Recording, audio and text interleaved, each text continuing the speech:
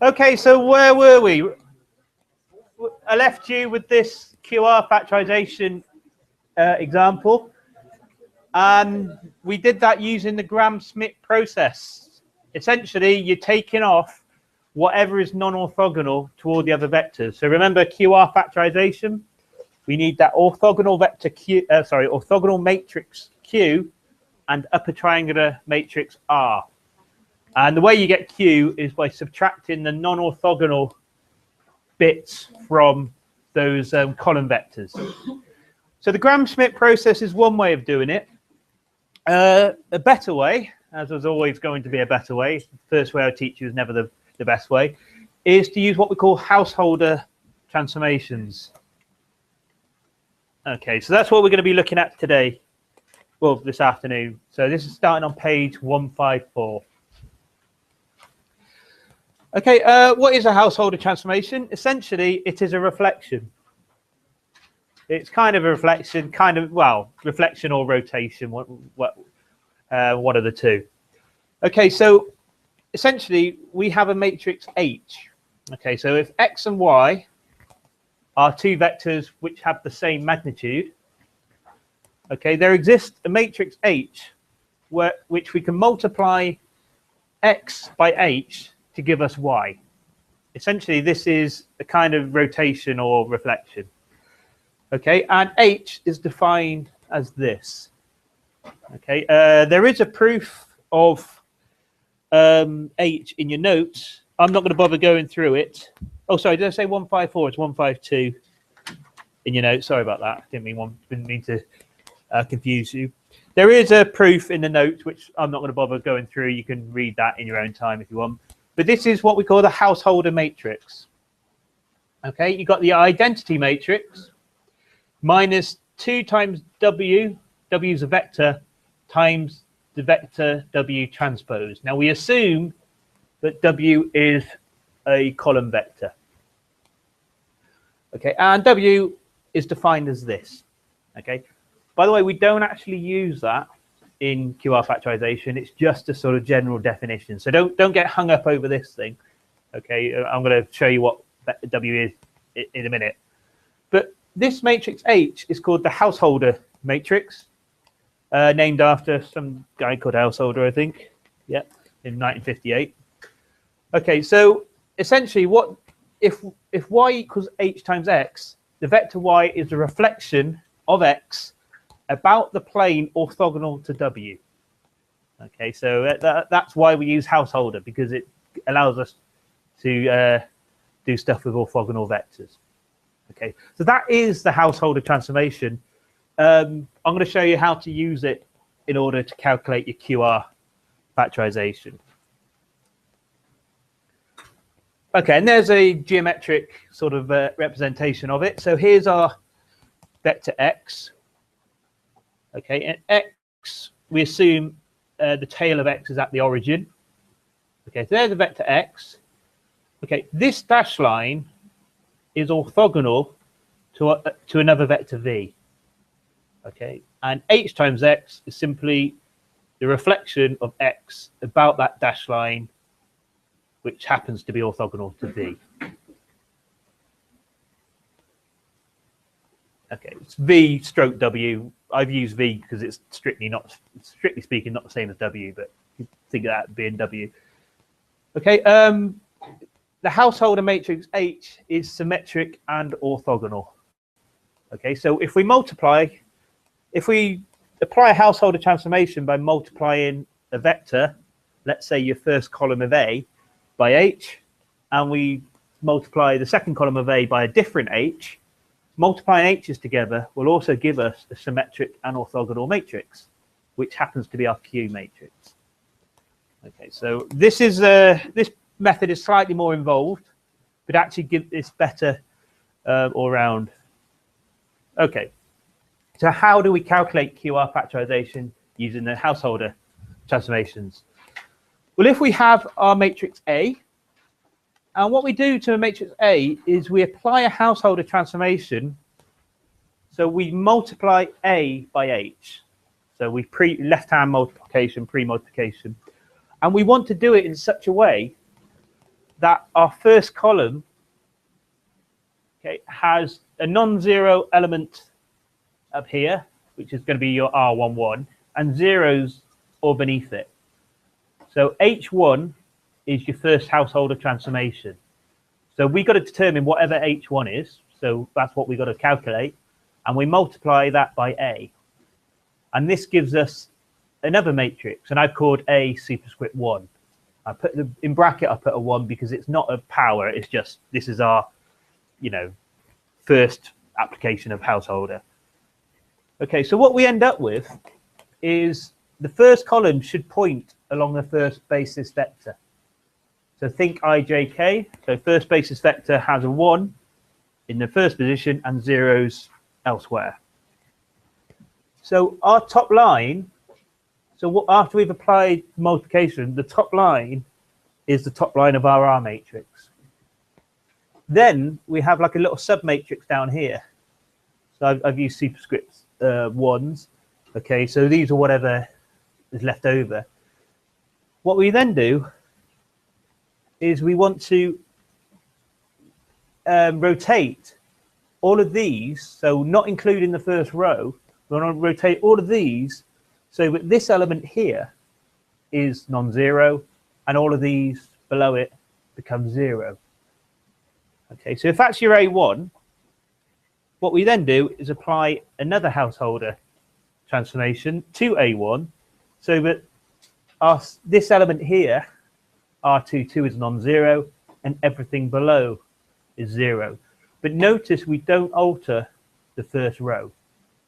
Okay, we kind of apply it to part of the matrix, but not all of the matrix. Okay, because that first row is already our first row of our R matrix.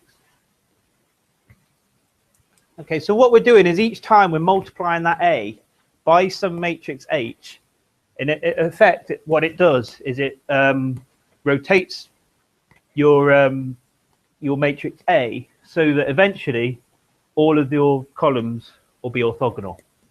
Okay, when you finish, your last A matrix will be upper triangular. There's your R matrix.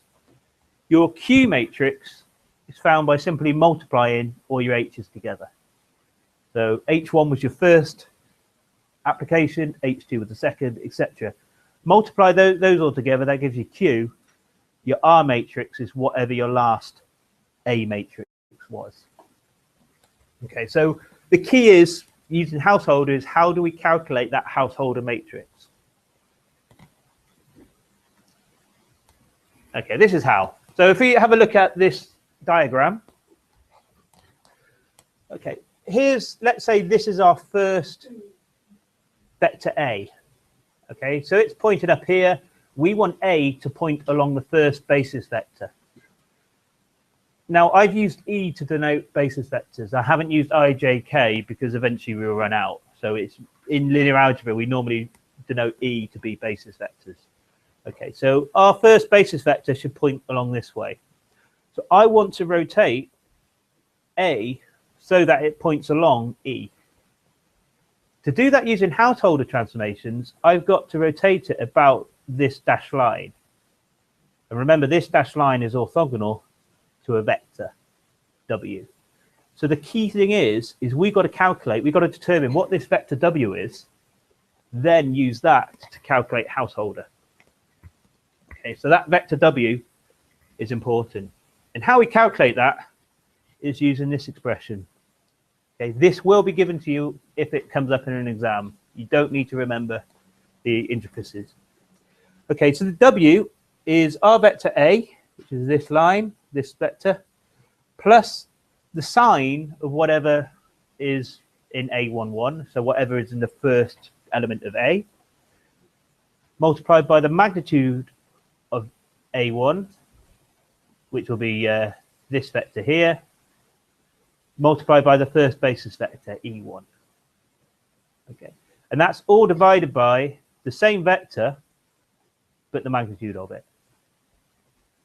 Okay. The sign of a number is simply 1 if the number is 0 or positive, or -1 if the number is negative. The reason we have the sign in is to avoid complications. Sometimes you actually rotate it in the wrong way. So to avoid that, we just make sure we're essentially either adding or subtracting this quantity of the basis vector E. Okay, so that's how you calculate W. So depending on what vector is you want to rotate, okay, you calculate a W, and that will give you a vector. So remember, W is a vector. Okay, and then you calculate your householder. So this is sort of the general method. Okay, so what we do is you assume a vector A is one of your columns of your matrix A, and you pad out the first j-1 elements with zeros. That prevents you from applying the householder to the first few rows. So you don't want to apply the householder to the first j-1 rows, so you pad out A with those zeros. E is simply a basis vector, so it'll be zeros everywhere apart from a 1 along that dimension. So if you're calculating A2, or sorry, H2, you'd have a 1 in the second element and zeros elsewhere. Okay, you then calculate W. So W will be a vector. Once you've got W, you can calculate your householder matrix. So that's the identity minus 2 times W transpose. Okay. W times W transpose is a matrix because W is a column vector. Okay. And then all you do is multiply whatever your current A matrix is by your householder to get your next A matrix. And you do that for each column. Once you've done that for each column, your Q is simply the product of your householder matrices. Your R is whatever your last A matrix was. Like with everything, as I mentioned this morning, it looks kind of complicated like that. It becomes a bit more clearer when we go through an example. So let's have a look. This is the example, not the same one as before. Might be the same one, I don't know. 3 by 3 matrix. Okay, by the way, in this, there are I have skipped over some calculations. When I do these, I use MATLAB. Well, I use MATLAB to help me, and I'll show you that when we do it in the worked example. Okay, so if you're wondering where I've got some of the numbers from, it's because I've probably skipped over a few calculations. And in fact, yes, I've given you the MATLAB on pages 156 and 157. Okay, so we start with A. So start with the first column. So our first vector is 12, 6, minus 4. We need to rotate it so it lies on the first basis vector, 1, 0, 0. Okay. Something you should realize about my presentation is to save me taking up loads of rooms, I've used transposes. Okay, so this is actually a column vector, but I transposed it. Okay, so that's our A. The sign of A11, which is 12, is positive, so therefore we add in it. Okay, so we have an add there because the sign of 12 is positive. Calculate the magnitude of this vector. We get 14. Okay, so 12 squared plus 6 squared plus 4 squared square root is 14. Multiply that by the basis vector. Okay.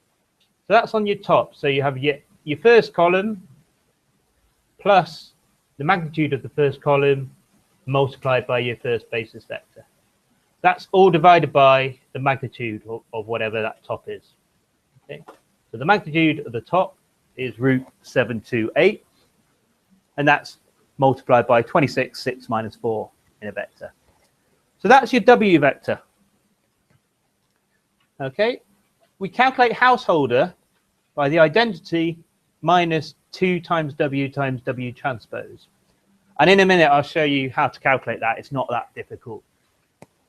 Okay, and doing some simplification, okay, we get, that's our first householder matrix. One thing to know about these householder matrices is symmetric. So if you see, there's a minus 3/7 there, minus 3/7 down there, 2/7 up here, 2/7 down there. So you can see it's symmetric. You don't only have to calculate the top triangular part, because the bottom triangular part is just symmetric about the main diagonal. Okay, if we multiply our A matrix by H1, so H1 times A, we get this. Okay, again, for the multiplication, I use MATLAB. Okay, notice that we can now got the first column pointing along the first basis vector. So we've got zeros underneath the main diagonal. Okay, so that's the first application of householder done. For the next application, what we want to do is we want this to be non-zero, but we want this below it to be 0, but without changing the minus 21. Okay, we don't want to change that first row. Okay, so this is the sort of the sneaky part. What we then do is we take the second column, but we zero out the minus 21. So that's where that 0 comes from. Okay, so we zero out. So this means a householder transformation won't be applied to the first row. So what we have here is this is your first column, oh sorry, second column with zeroed out first element. Okay, this is 2261 over 13 is positive, so we're plus in it. If I calculate the magnitude of this matrix, it's 175, and I want it pointing down the second basis function, so it's 0, 1, 0. Okay, so the denominator is simply the magnitude of the numerator, and this gives me this horrible thing. I wouldn't normally present it like that, but I've done it just to sort of avoid any rounding errors. Usually in practice, you just have it as some form of decimal. Okay, so this gives you this. This is a vector. Again, calculate householder, and it comes out quite nicely. One thing you'll notice is because we didn't want the first row and the first column altered, has an effect of giving us a identity elements in the first row and first column. Okay, so the interesting bit is all these down here. If we multiply H2 by our A1, okay, you'll notice it gets rid of this 252 over 13, it goes to 0, and on the main diagonal element, we have minus 175. So you know you're doing it correctly if you start to form an upper triangular matrix.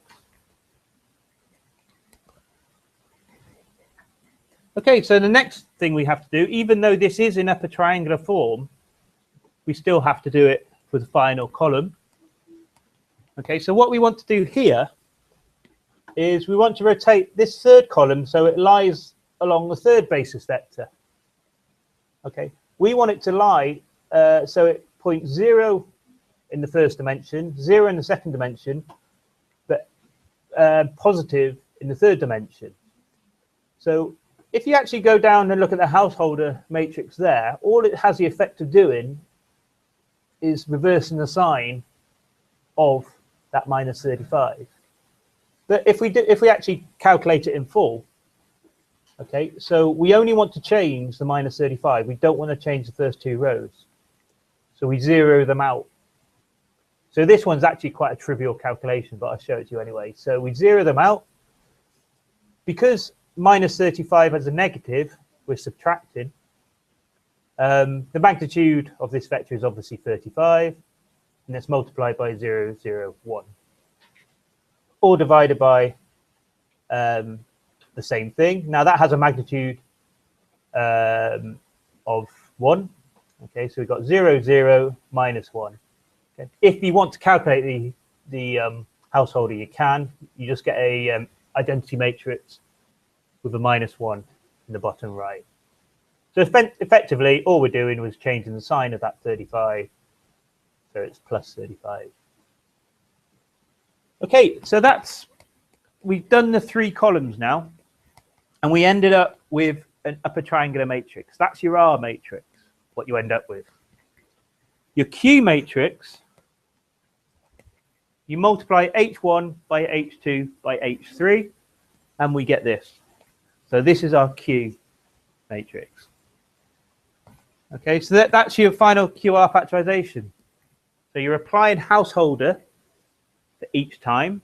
So at each step, you're rotating those vectors so they're pointing along the basis functions without changing what you've already done. And so your final A matrix is upper triangular, which is your R, and your Q matrix is in order your householder transformations multiplied together. Okay, so I do appreciate that is kind of tricky.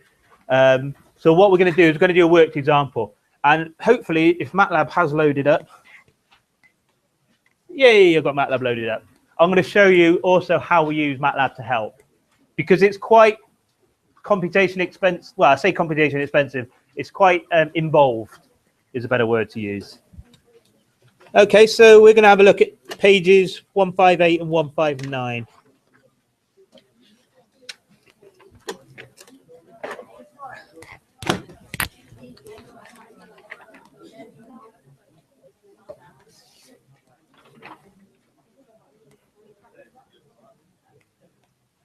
Okie dokie, this is actually the same one as we did before with Gram-Schmidt, but I'm just going to do it with a householder. Okay, so as with Gram-Schmidt, we work down the first column.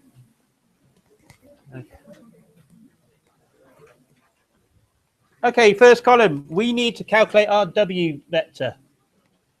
I'm going to call it W1 just to sort of avoid confusion with any later W's.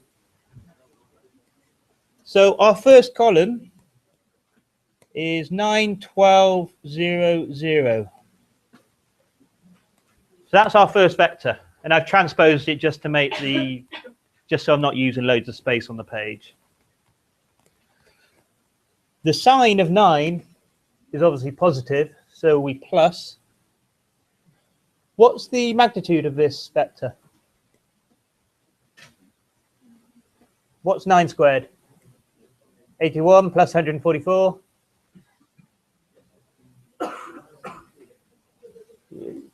Yeah, 15. Yeah, so 225, root 225 is 15. And we multiply that by the first basis vector. So in other words, 1 in the first element, zeros in the other elements. And we divide that by its magnitude. Now, when I'm doing these, what I tend to do is actually add those two vectors together at this stage, just because it makes it easier. So the magnitude of 9 plus 15 is obviously 24, and everything else is just plus 0.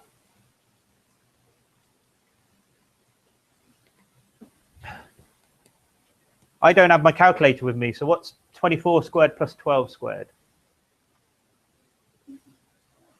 Over to you. Sorry? 720. That's. By the way, I've got it written down. I just wanted you to do some work. Okay.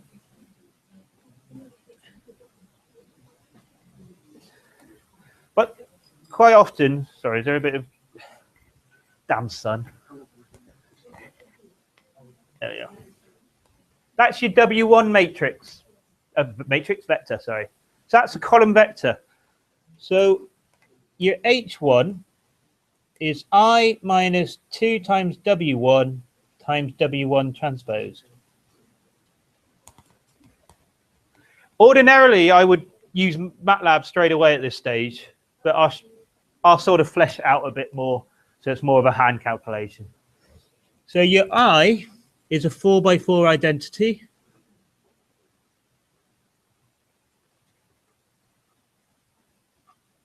Minus 2 lots of W1 times W1 transposed. Now, because it's 2 lots, and it's going to be this times itself, so that immediately gets rid of the square root. So 1 over root 720 times 1 over root 720 is just 1 over 720. But because we're multiplying it by 2, that will be 1 over 360. Okay. So I'm sort of showing you a few tricks here. So what you do here is square that and multiply it by 2 to give you 1 over 360. Oh, that should be a transpose up there. Okay, now we've got to calculate a 4 by 4 matrix, which is simply W times W. Now, how we do this is first row is 24 times 24, which is 576. 24 times 12, which is 288. 24 times 0 and 24 times 0. So that's your first row. But because it's W1 times W1 transpose, we've got a symmetric matrix. So once you've done the first row, you've also got the first column. Oh, 288, 0 and 0. So that's your first row and first column done. So that's a 24. Right. Sun's annoying me now. It's moving. Oh, it's gone. Good. Now you have 12 times itself. Oops. Sorry. Zoom in. Okay. Is that okay? Okay. 12 times 12 is 144. 12 times zeros is obviously zeros. So we got.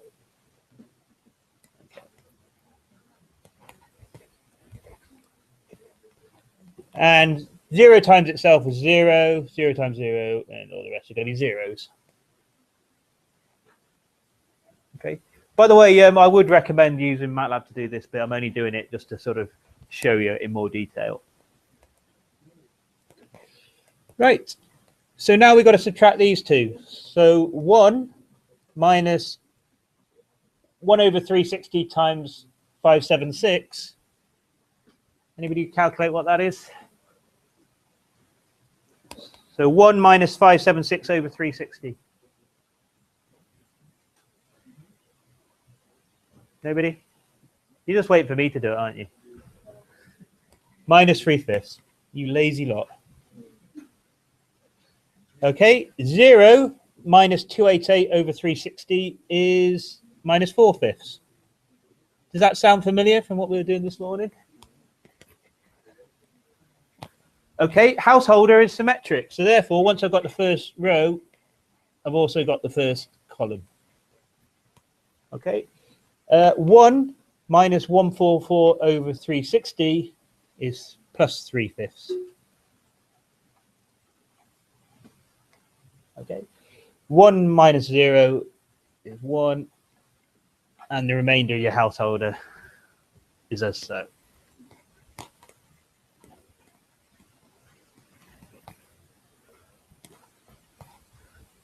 Okay, what I'm going to do now is I'll let you copy that down. I'm just going to switch to MATLAB to show you the same calculation on MATLAB.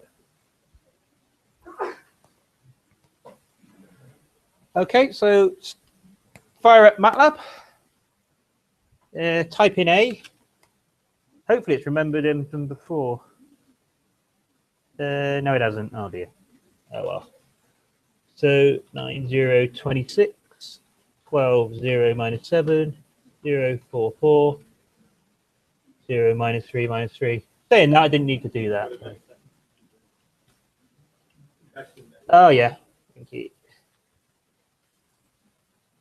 Saying that, I didn't need to do that. Okay. All I needed to do was say W1 is equal. Okay. So the first column was 9, 12, 0, 0 transposed. That was my A. Then it was plus 15 times the first basis vector. Don't know why I'm obsessed with dashes. Transpose. That's your top, isn't it? Okay. Little trick here. Just copy everything. And that's so I've copied that divided by the norm of the top. Paste. That was your W1. So that is 1 over root 720 times 24 and 12. Your first householder, therefore, is H1 is equal to the 4 by 4 identity. So I4 minus 2 times W1 times W1 transpose. Okay, which is what we just calculated. So look how quick that was. Okay, and that's why I've given you that bit in the notes. Okay, this next bit I never do by hand because there's no point. Your A1, I'm just going to move this up a bit. Your A1 is equal to H1 times A. Okay. And I'm just going to use the rat command to just see what that equals to.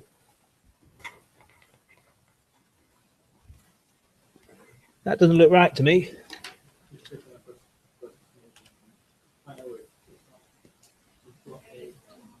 Is A wrong somewhere? Oh yeah, thank you.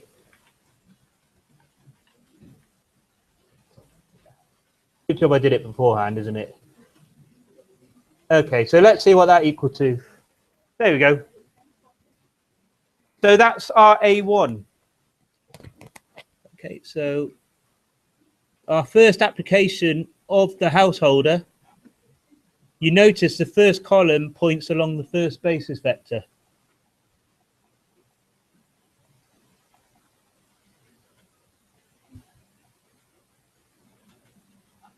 Okay. If you want to do that by hand, obviously you can, but why bother? Okay, so that's your A1. So once you've got your householder, multiply it by A, and you get your A1. So we do the same thing again, but this time with the second column. Okay, so that's what we end up with. So second column is this vector here. Just so happens the first element is 0, but if it wasn't, we'd have to 0 it. So W2. Okay, so the next column is 0, 0, 4, minus 3. And that's transposed. Okay, here we've got a bit of an oddity because the second element is 0. We assume that 0's got a positive sign just for the sake of this process. So to this, we're going to add the magnitude of this vector, which is Pythagorean triple, 3, 4, 5. Thank you. And that's just points along the second basis vector. Okay, 0, 1, 0, 0. So that's like essentially your y-axis pointing straight up. Divide that by its magnitude. So I'm going to have 0 plus 0. I'm going to have 0 plus 5. 4 plus 0 minus 3 plus 0. 25 plus 16 plus 9. What's that? Well, 16 plus 9 is 25, so that's going to be 50. So that's 1 over root 50 of 0, 5, 4, and minus 3. That's your W2. So you've got to calculate that vector. Calculate your second householder. So we have the identity matrix.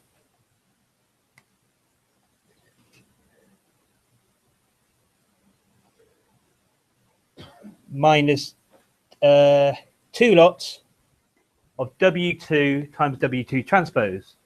So 1 over root 50 times itself is 1 over 50, times 2 is 1 over 25. Okay. 0 times everything else is 0 on the first row. So therefore, that must be 0 on the first column. 5 times itself is 25. 5 times 4 is 20. 5 times minus 3 is minus 15. So because it's symmetric, that's 20. That's minus 15. 4 times itself is 16. 4 times minus 3 is minus 12. So that must also be minus 12. So you can see it's actually not that it's quite quick to actually do, although I never actually do it this way. You might as well just use MATLAB. And minus 3 times itself is plus 9. Okay, so the top row is just, well, the top row minus nothing. So the top row is unchanged. So the first row is unchanged, and therefore if the first row is the same, the first column is the same. Okay, second row. 1 minus 25 over 25. So 1 minus 1 is 0. 0 minus 20 over 25. So that's minus 4/5. And 0 minus 15 over 25. So that's plus 3/5. Okay, so the second row is equal to the second column. Okay, so once you've got the row, you've got the column. Okay, 1 minus 16 over 25. So that's 1 minus 4/5. Oh, sorry, hang on. 1 minus 16 over 25. What's that? 25 minus 16 is 8. 8 over 25. 9 over 25, sorry. So that's a 9. Sorry, that is meant to be a 9 over 25. 0 minus 12 over minus 25. So that's 12 over 25. So that's 12 over 25. As you can see, usually I don't do it in this way because it's too much work, really, but I'll do it. So 1 minus 9 over 25 is 16 over 25. Okay, so that's your householder for that one. Okay, so if we apply it, our A2 is H2 times A1. And this stage, I'm going to switch over to the MATLAB to do it. Don't worry, I'll be coming back to this in a second. I'm just going to go to MATLAB to calculate the A2.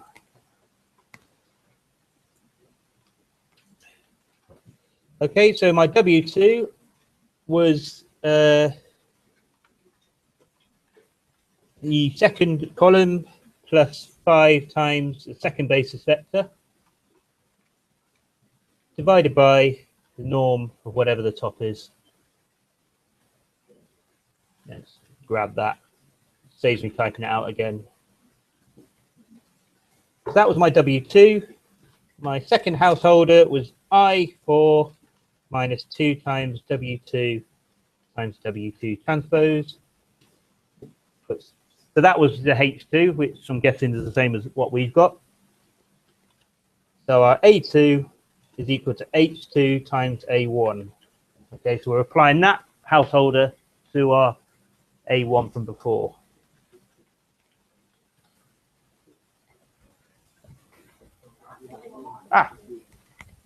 Sorry, thank you. There's always that moment where you think, oops, what have I done wrong? Hey, we got it right.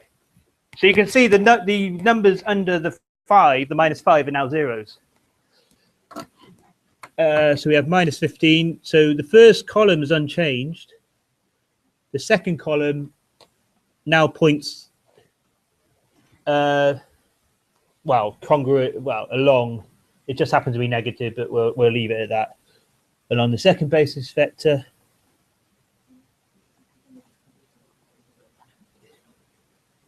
Okay, and so now what we have to do. Oh, sorry. All I'm doing is writing down that matrix. Okay, so that's what we got so far for our A2. So we've got to do the same thing, but for the final column. So we want this minus 15 to be rotated so it's 0 without changing the first 2 rows.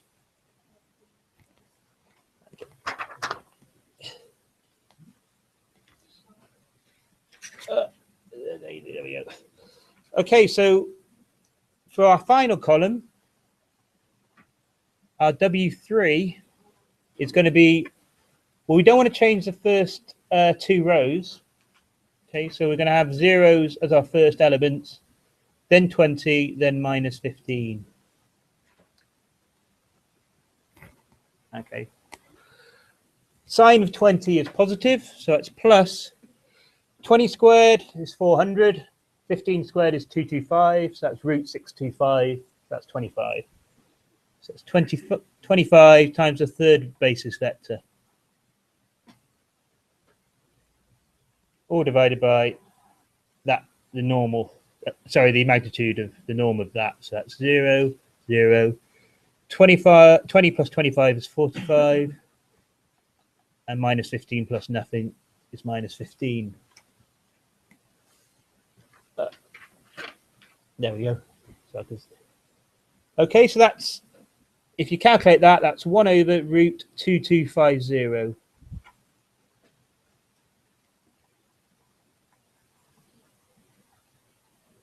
So that's your W3.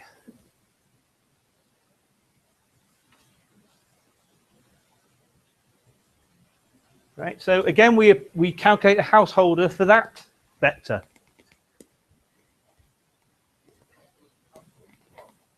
This bit.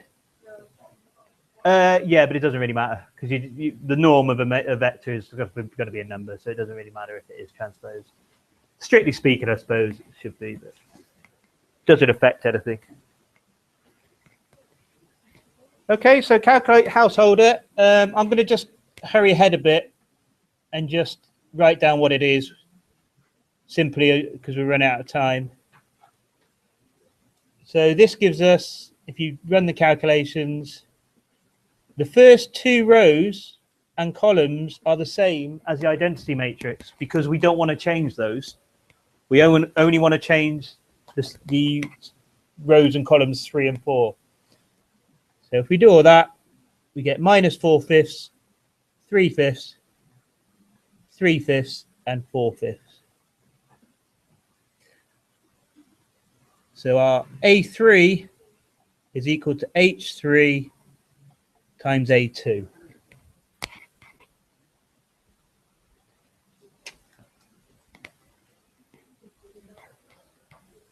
I'll give you a couple of seconds to write that down.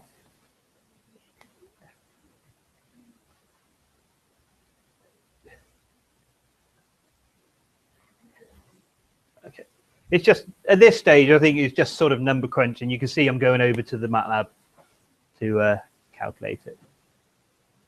Okay, am I all right to switch over? I will be coming back to that, so it will come back on. Okay, so if we calculate W3,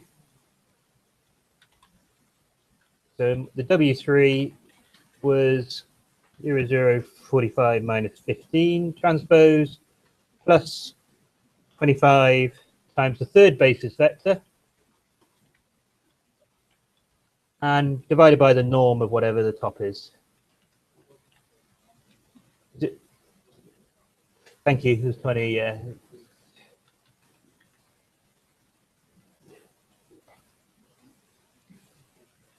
So copy that, divided by the norm. Oh, I've got too many. Okay, so there's my W3. Calculate the householder. 2 times W3 times W3 transpose. As you can see, that was our H3. And if I apply it now to give me A3 and see whatever. Okay, so that's our final upper triangular matrix. So I'm just going to write that down. That's our A3.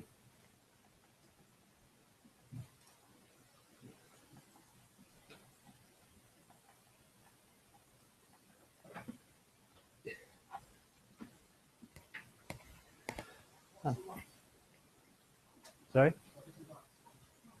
Oh, rats. What it attempts to do is it will approximate a number by its closest rational fraction. So in this case, if I'd have just done A3, you can see it's kind of like there might be some rounding error, sort of 16 decimal places down the line. So it's just calculated that. Okay, so Right, so that was our A3. So in the end, your R matrix is whatever your A3 is. So I'm just going to write it out again.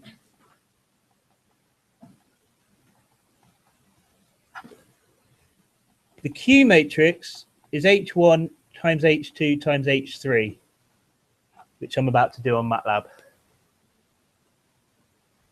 Okay, so that's your R. So if I go back over to MATLAB, the R is just that of a triangular matrix. Notice you still need the zeros on the bottom, even though it is 0, because if we multiply Q by R, we need the same number of rows as there is columns in Q. There is going to be 4 columns in Q. So we need the 4th row of R. So even though it's zeros, you still need to include it. Okay, so if I go over to the MATLAB, so I can say R is simply A3. Q is equal to H1 times H2 times H3. And that's your Q matrix. If I tidy that up a bit, okay, there's your Q.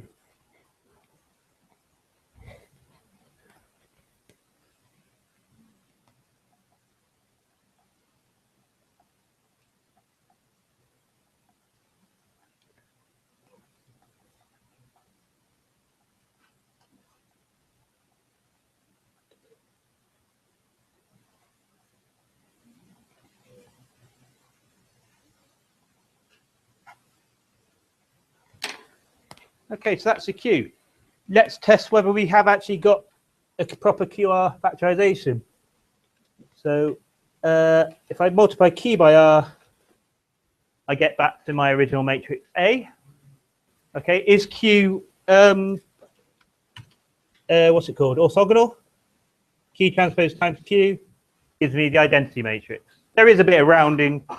There's probably 60 decimal place rounding somewhere, but you can see. Okay, so Q and R is a valid QR factorization. Okay, and that's using householder. Of course, I have a computer here with MATLAB on. Oops. What I could have done is just gone QR equals QRA. That would have done the same thing. Okay, so you can see here we've got the same QR factorization as we had using householder. So I think, although don't quote me on this, MATLAB's QR function uses householder, because there is a further way of doing it, but it's outside of the scope of this course. Okay, so if you are in an exam situation and you're asked to calculate QR and you do QR equals QRA, it's not guaranteed to give you the same results as the way I want you to do it. Okay, I think it does it using householder. Okay. The only way to check is to actually multiply Q by R. That should give you A, and then check that Q is orthogonal by going Q transpose equals Q transpose times Q. Okay, looks like there's another. I was going to sort of go over the time, but there's another group outside, so I think I'll call it a day there then. Okay, we have got about 10 minutes more of a lecture to go through. I'll do that the next time we meet in the lecture.